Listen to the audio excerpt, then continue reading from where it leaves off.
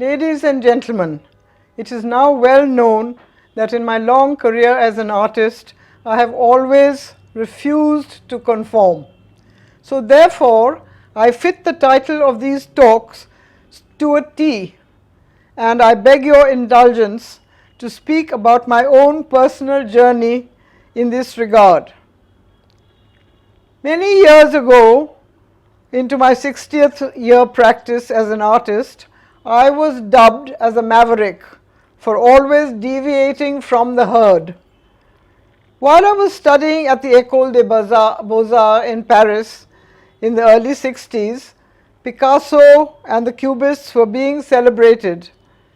But, ignoring their influence, I became infatuated instead with early Christian art, medieval architecture and painting, and Baroque music.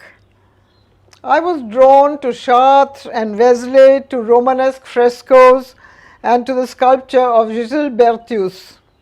Those influences have remained in my work over 5 decades. The Byzantine icons and their jeweled surfaces, stern full frontal figures, and the Madonnas with Child painted on flat, hard surfaces in pre-Renaissance mode were in some ways reminiscent of Indian folk art, of Kalighat paintings and Jamini Roy. On my return to India after studying in France and traveling the length and breadth of Europe, Indian subject matter entered my practice, particularly the austere figures from the south and the influence of early daguerreotype sepia photographs, which I found in my husband's ancestral home in Kerala, giving way to the priests and prophets and pujaris and the white-clad women of Malabar set in darkened frames. In the 80s, an interest in junk and an obsession with nostalgia led me to trawl the timber yards of Bombay, culminating in a collection of windows from demolished late-century buildings. I painted furiously in the orifices of those patinated windows, creating a new genre altogether. This window series continued for the next 10 years or so, much sought after by an avid public who constantly clamored for more. In the 90s, when many Indian artists were turning to abstraction, I stubbornly stuck to the figurative. My paintings were often criticized as being too beautiful. In the past 2 decades, the trend in India and the world has been to incorporate anger, protest, ugliness in much of the art that is being seen as cutting edge. At this point, I rejected didacticism with the firm opinion that art is not the medium for nationalist, ideological or political messages. Leave that to the realm of posters and the media.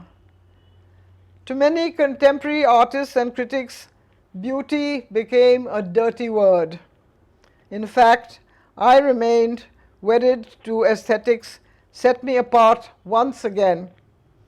In my defense of beauty, I have to say that the great Indian artists like Hussain, Gaitonde, Raza and Tayyab Mehta all painted beautiful pictures.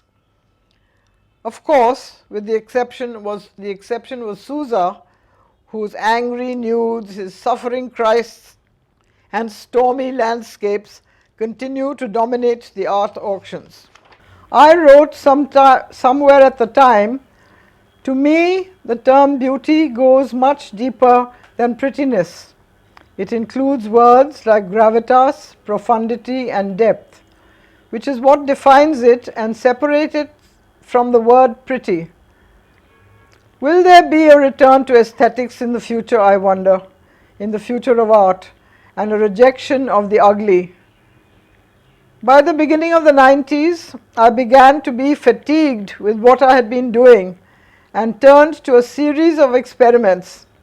The first of these was to collect discarded furniture from junk heaps and resurrect them with painted images creating yet another genre, which was soon copied by many younger artists. Cupboards, altarpieces, windows, and chairs rose from the ashes to become objects of utility and beauty. 53 of these were shown in Bombay, leading to great interest and some hilarity among the viewers. In a refreshing departure, having painted all these years, I suddenly turned to sculpture in the millennium. Soon followed a journey to Italy, where I was able to create sculptures in Morano crystal entitled The Sacred Prism.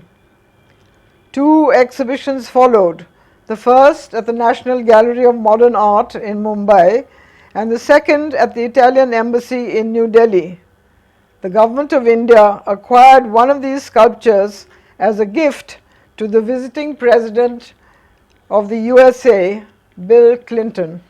Indians are obsessed with calendar art and the kitsch representation of the gods and goddesses of the Hindu pantheon.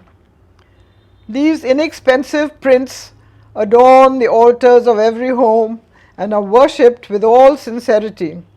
However, in terms of art, this genre is considered low art. The super realism, the tawdry embellishments, and gaudy coloration described these mythological images. There are the Muslim and Christian versions of this as well. For example, a blonde and blue-eyed Christ with pink cheeks and a bleeding heart, and psychedelic images of Mecca and Medina embossed with gold ornamentation. I made an attempt to bridge that gap between the so-called high art and the low art of Bollywood posters and religious art. This resulted in a series I named Gods and Others, placing some objects in a contemporary context which also incorporated the gold detailing of traditional Tanjore paintings, set against the visual matrix of our own times. I was surprised that I had a large following for this unusual experiment. Having been trained as a fresquist in Paris, I always longed for the very large canvas or wall, and I ended up doing several murals in public spaces, including very large works for Delhi and Mumbai airports. The Delhi airport mural is about the street. The street in India's crowded locations is where people actually live. Here they trade, celebrate, protest, or fight, where stray animals and chaotic traffic fight to occupy what space is left by burgeoning crowds. The Mumbai murals were the result of a very happy collaboration between me, the artist, and famous Australian photographer Robin Beach. Several huge panels depict the life of the village where my studio lies. The portraits and nudes in my work never conformed to reality, but portrayed a fantasy world born of my imagination. In the 90s, I created a body of work using a computer to morph several of my own paintings, the earlier ones, to create an altogether new image by superimposing one painting over another.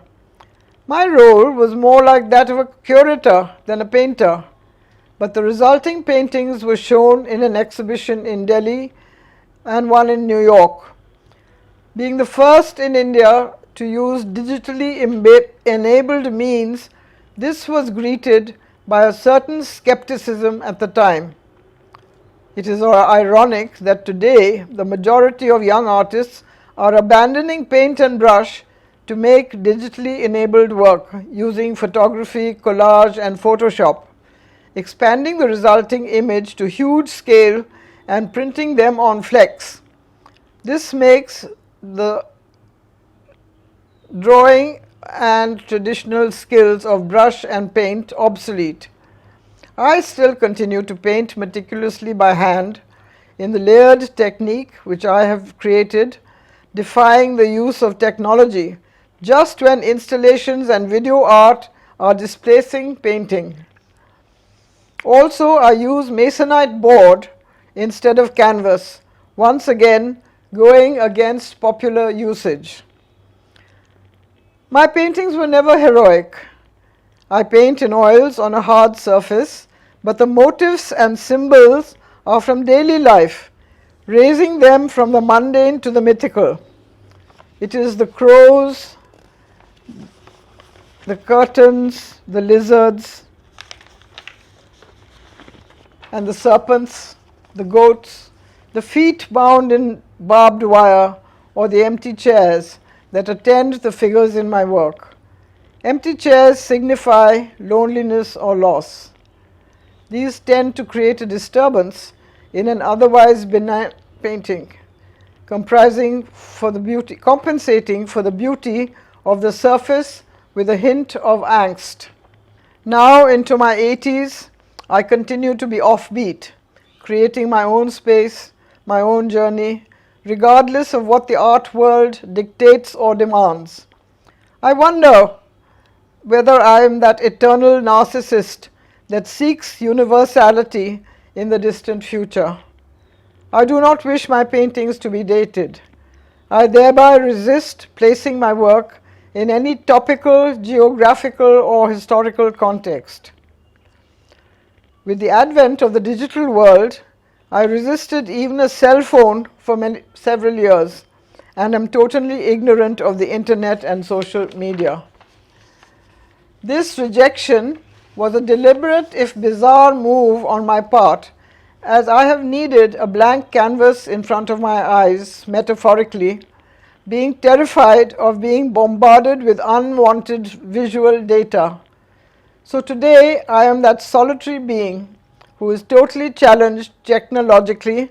I am therefore the essential outlier.